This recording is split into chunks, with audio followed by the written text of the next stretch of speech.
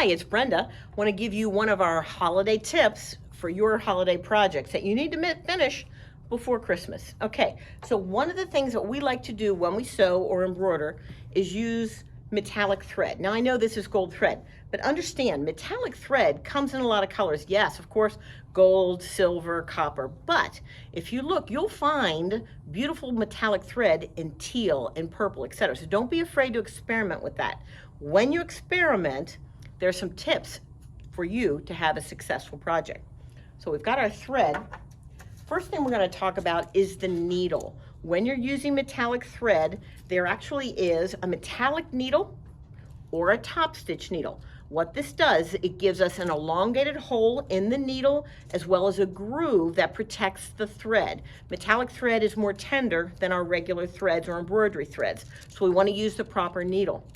The other thing we're going to use is a little product called Sewer's Aid, and what we do with this is we take and we put 2 drops on the spool, 1, 2, and we're going to take our thumb and take that Sewer's Aid and spread it around the spool. What that does is it actually conditions the thread, much like you would use conditioner on your hair.